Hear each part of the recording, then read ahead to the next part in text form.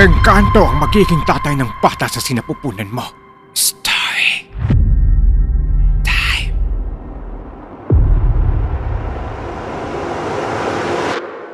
Ako si Jane. Gusto ko lang ikwento yung karanasan ko sa nagpatibok ng puso ko, tao at isang engkanto. 2011 to nangyari. 4th year high school student ako nito. Hindi sa pagmamayabang, kilala ako sa buong school namin dahil pala salay ako sa mga quiz bee.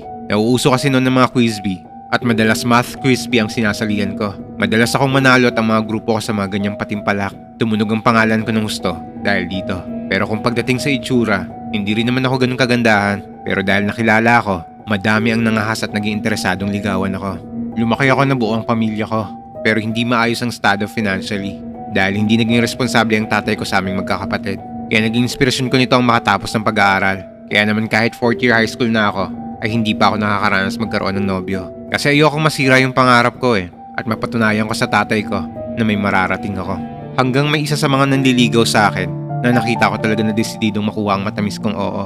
Kahit nung panahon na to, ay ayoko pa talaga magkaroon ng karelasyon. Kasi nga may mga plano pa ako sa sarili ko. Pero dahil sa pagiging desidido niya, sinubukan ko siyang pagbigyan na ligawan ako. Pero hindi ko pinalam sa magulang ko dahil panigurado, hindi maganda ang gagawin sa akin ng tatay ko.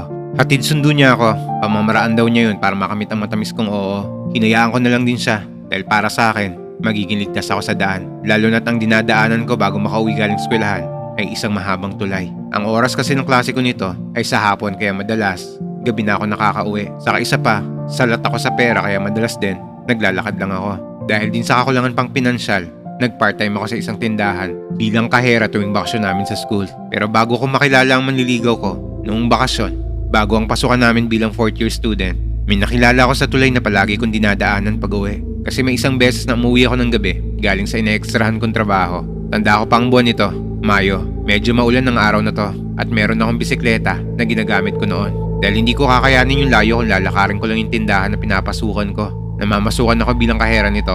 Nag-sideline ako nito habang wala pang pasukan para makatulong kay mama. Isang gabi, pauwi na ako. Umaambon nito pero hindi ganun kalakas. Pero nagmamadali na ako nito dahil baka nga abutan ako ng malakas na ulan. Pasado 9:00 na ng gabi. Yung tulay na to ay daan na naman talaga ng lahat ng tao at sasakyan sa amin. Kasi nag-iisang tulay lang siya para makarating sa kabilang bayan. Pero noong mga oras na to, wala na gaanong dumadaan dahil siguro sa gabi na rin at hindi maganda ang panahon. Sakay ako ng bisikleta ko na sira ang preno. Hindi ko pa napapagawa kasi kapos nga kami sa pera. Kaya inaalalayan ko na lang ng pagpedal at pagpreno gamit ang sapatos ko. May ilaw din naman sa tulay pero kulay dilaw yon. Kaya parang ang dilim pa rin sa paningin. Habang nasa kaligitnaan na ako ng tulay, may biglang humarurot ng sasakyan mula sa likod ko. Dahil sa walang preno ang bike ko, natarang takot na matalsikan ako ng tubig sa daan. Gawa nga ng buong araw na pabugso-bugso ang ulan at ambon. Nang malapit na sa akin yung sasakyan, nataranta ako.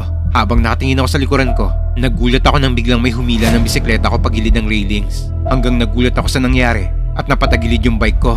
Kaya hindi ako tuluyang bumagsak sa semento pero natukod ko yung braso ko. Pagtingin ko, may isang lalaki ang umalalay sa bike ko. Hindi ko alam kung saan galing yung lalaki na to.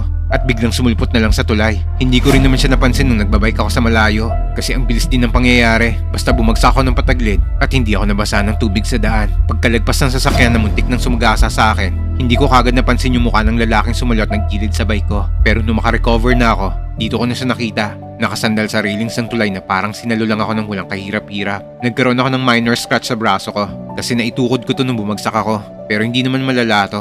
Pero nung tinignan ko yung lalaking to, nakangiti siyang nakatingin sa akin habang nakasandal sa railings. Hindi ko naman na kailangan ng alalay para makatayo kasi hindi naman talaga ako nasaktan ng gusto. Hindi ako makapagsalta ng mga oras na to. Nagawa pa nga akong tawanan ng lalaking yun Siguro dahil sa naging reaksyon ko sa pangyayari sa akin. Kaya para makahinga ako ng maayos, gumilid muna ako tumupo. Dito na siya nagpakilala sa akin. Siya raw si Rafael. Dito ko na napansin na ang gwapo pala nito. Puti ang suot niyang damit na parang ang style sa panahon ngayon ay parang Chinese collar shirt. Mahaba ng kaunti yung buhok niya na umaabot sa kilikili. Kung hindi lang maganda ang hubog ng katawan niya, aakalain mong babae talaga siya. Pero ang pinagtataka ko, dilaw yung ilaw sa tulay pero parang nagliliwanag yung buong pagkatao niya. Hindi niya na ako inalalayan tumayo pero nakipag-shake hands siya habang tumatawa ng mahina. Para akong hinihili ng tawa niya. Gumaan ang pakiramdam ko at nakipag-shake hands din ako sa kanya. Pero ng mga oras na to, walang landi of feeling sa pakiramdam ko.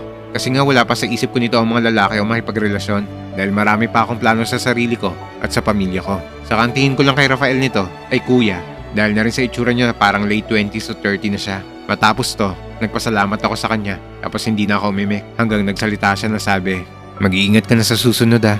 Nilingon ko siya at ganun ulit ang ayos niya na nakasandal sa railings. Nakakross pa yung mga paa niya na akala mo sinong-sigang tambay. Pero no medyo hindi na ako nanginginig, tumayo na ako at sinimulan ko ng sumakay sa bike ko. Bago ako umalis, nagpasalamat ulit ako sa kanya tapos nagulat ako sa sinabi niya. Pero huwag ka mag-alala, lagi lang ako nandito, aalalayan kita. Tapos ngumiti siya at lumakad na din paalis. Takang-taka ako nito dahil na-weirduhan ako sa sinabi niya hanggang pinaandar ko na yung bike ko pa uwi sa amin. Simula nito, kada dadaan ako sa tulay, sinusubukan kong hanapin siya pero hindi ko na siya ulit nakita. Kaya hanggang dyan lang yung pwede kong i-share sa inyo.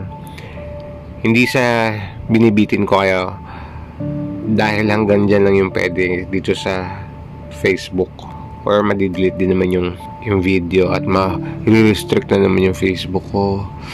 Kaya pumunta kayo sa YouTube na lang, manood kayo sa YouTube para at least safe tayo.